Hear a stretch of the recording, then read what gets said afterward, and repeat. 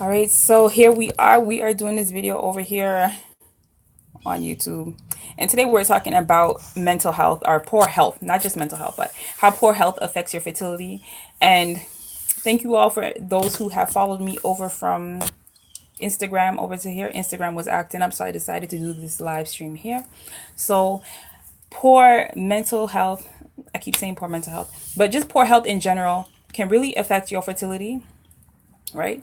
And I just want to give you a little example, not necessarily of a time when I was trying to conceive, but just how poor health can really kind of take over your life, and it can kind of conflict with you trying to actually have a baby. When I was younger and I was, I don't know, dealing with certain issues that really just bothered me or affected me. I used to go into like a very deep state of depression where I would go from crying about one thing to crying about another thing. And like the next thing I knew, my whole pillow was soaked. I'm flipping the pillow over, soaking that side of the pillow too, and just crying and crying and crying and crying and crying.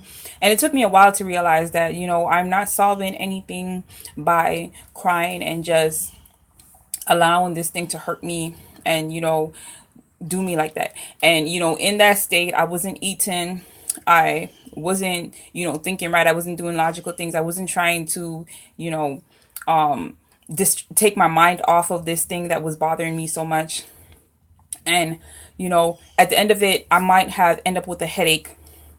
So now I had to deal with the headache, even after I decided that, okay, I'm going to stop crying and I'm going to stop stressing myself about this thing. Now I had to deal with the headache. So what was really happening is that I was depleting myself of energy and resources, along with not eating, along with, just not really rationalizing what's going on and trying to think things through and trying to actually do something about what I was going through. So that had to do a lot with mental health. But there are women and men who may be going through something similar today, right? And if you are dealing with such stress and it's affecting you to, a point where you are exhibiting certain, similar characteristics where you're not eating, you are now dealing with secondary stress issues or secondary poor health issues, you know, it can be hard to conceive a baby when you've depleted your body of the resources. You have to now deal with other issues, and you know you just are not making logical, rational decisions, or decisions that are beneficial for you. So imagine trying to conceive a baby in that state. Not only that, if you have poor health issues now, just imagine if you are trying to deal with a baby. So I say all that to say, if you have any type of poor health issues, it's great to deal with them while you are still unpregnant or not trying to conceive a baby. So we're going to go over some of the health issues that you may be experiencing. And as I just mentioned, one of them could be poor mental health issues, right? Another could be poor physical activity, right? You could also have addiction. You could also have hormonal imbalances. And you could also be dealing with chronic illnesses. So, since I mentioned poor mental health and I gave an example on that, I just want to go over that just a little bit more. So, again, poor mental health, that can encompass stress, it can encompass negative self talk, and it could also comprise of what I'm going to call escapism, right? So, as far as stress goes, I just showed you an example of how stress can, not only consume you in the moment, right? But even afterwards, stress can still consume you because now, again, your body is depleted. You're dealing with secondary stress issues, right? But it's also proven that, stress hormones are still flowing freely in the body even after the actual triggering or stressful moment has occurred. And if you go and watch my last video where I just went over Western lifestyles and how it can affect your body, I also talked about the specific stress hormones in that video. But in this video, we're also going to talk some more about just some other things. So again, you also have negative self talk, and that is a mental health issue. We are supposed to be empowering ourselves and motivating ourselves and uplifting ourselves on a daily, constant basis. And a lot of times though, we find that we have this negative self-talk that is occurring in our minds that is basically trying to tell you, oh, you're not good enough, you can't do that, you'll never get pregnant, and so forth. These things that can, it can stop you in your track, and you have to understand that, again, that is your subconscious programming, and to some degree it is designed to protect you from any hurt, pain, or negative circumstances. But that is in, again, somewhat of a more unconscious state of being, or a lower state of being where you don't necessarily fully understand yourself. But if you understand how the mind works, you understand why that is there and what you can do to combat it. So when you're dealing with poor mental health and again stress, you developing ways to, reduce the stress, to combat the negative self-talk can help you. Then you won't have to try to do things such as escapism. And again, escapism is just like where you kind of put this stress off till later, or you try to do things to, kind of trick yourself to make you maybe think that, you don't have to deal with this now, or you're not dealing with it.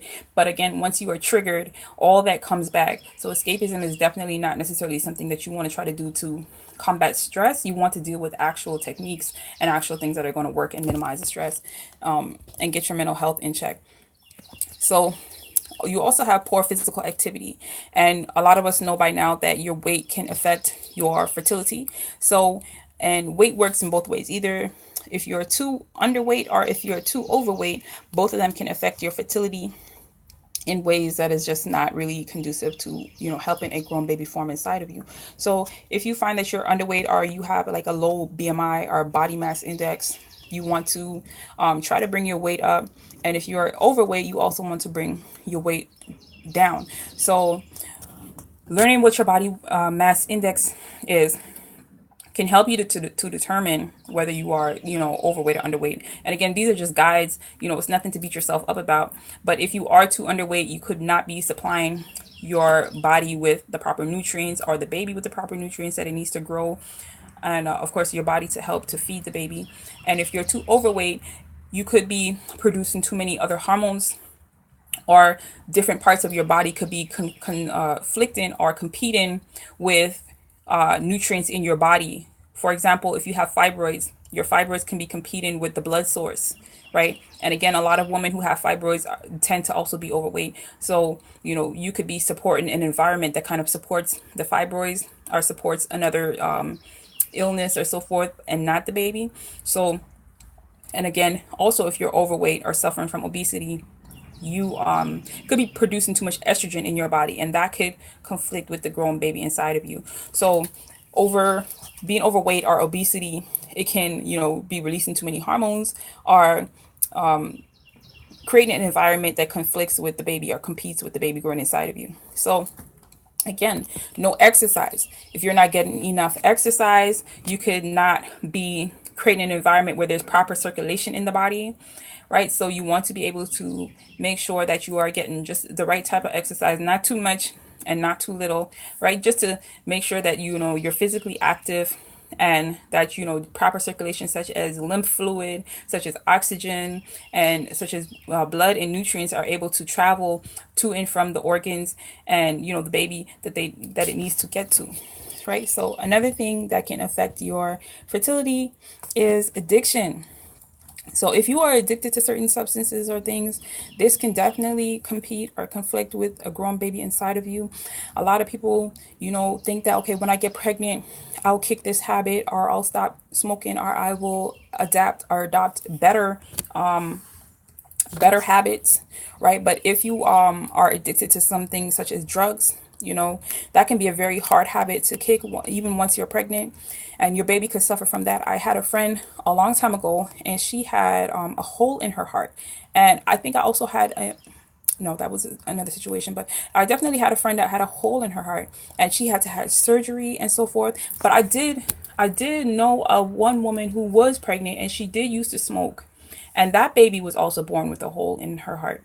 So you got to be careful when you have these addictions, that you are not passing on unfavorable circumstances or health issues to your child. Because if you have health addictions, or poor health habits, then you could be passing that on to your child. So just view your life right now as anything that you would not want to do when you are pregnant is what you should not be doing before you're pregnant. So if you don't want to be a mental case, like where you're stressed out all the time, you know, you don't want to be suffering from that when you're pregnant. So you also want to deal with that now, right? If you have addictions, you want to deal with your addictions now.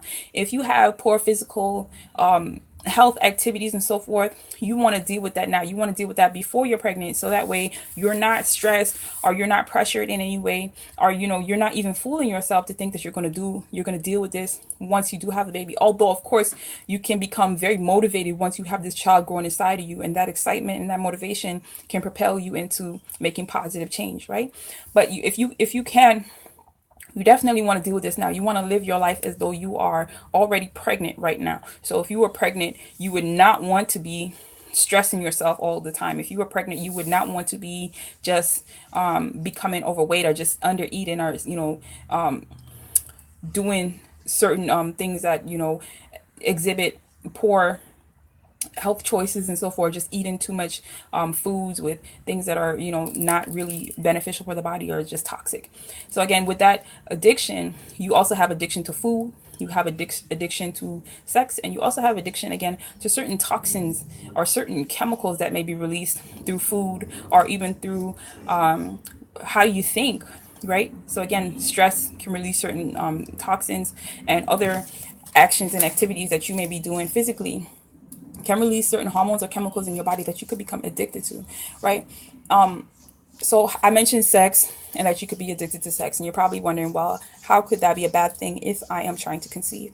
The problem is that if you are addicted to sex, or if sex is like controlling your life and it's not really thought out, or it's not that you really have to think this out or plan, when you have sex or anything, but if you are addicted to sex, if sex is controlling your life, you could be depleting not only your body, right, but of course your partner's body. And if you're trying to conceive, let's say for example you're a man, or your partner's a man, and you're trying to conceive, the sperm or zinc really helps to make up the sperm. And if you are depleting your body of of zinc and sperm, you can deplete the body of sperm to some degree. If you are depleting your body of this nutrient and other nutrients, that it can make it harder for the sperm to swim to reach the egg, and give it that energy that it needs and so forth to grow. So you definitely want to make sure that you're not overdoing it with any of these things. Do all, well, I'm not do all in moderation, but you definitely don't want to do drugs in moderation or anything like that. You want to kick these bad habits now and replace them with beneficial habits. A lot of times people that are addicted to certain substances, they may be craving something else, or it may be something else that they're not dealing with, such as stress, that is, kind of leaning them in the direction of these addictions, such as food, drug, sex, and other chemical or toxin releases. So definitely try to find ways to distress your body from these things if that is what's causing you addiction. So another thing, as I've mentioned, is hormonal imbalance, right? So some hormonal imbalances that can affect your fertility are thyroid issues, right? Again, stress hormones, and another hormonal imbalance again is the reproductive hormone. So I've mentioned how reproductive hormones are not primary hormones. Again, go and check my last video to see that. But your thyroid issues can also affect your hormones, right? And stress hormones can also affect your fertility. So you want to do your best to get your, again, mental state in balance, so that way you can also get your physical state in balance, to make sure that your hormones are in balance, because a lot of this correlates to your mental health and your physical health. So but when you get all of these kind of in check, when you kind of balance out and can deal with your stress, and get active and physically fit a little better, you can kind of better deal with or balance out whatever thyroid, stress, or reproductive hormones that you may have that are out of balance. So lastly, we have chronic illness. So chronic illness is definitely something that can affect your fertility in a negative way. If you have chronic STDs, or chronic ovulatory disorders, or another disease such as fibroids, these are things that are chronically working on your body.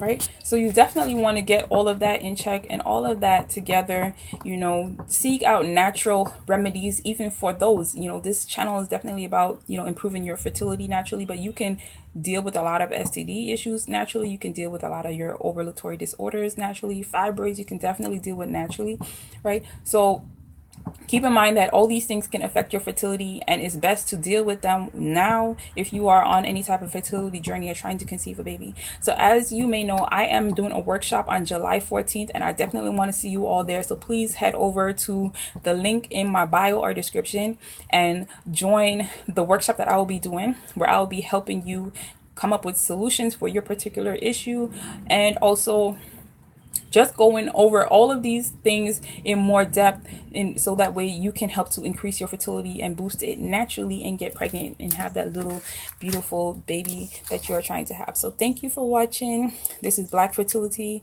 and I will look forward to seeing you in my next video, where I will be talking about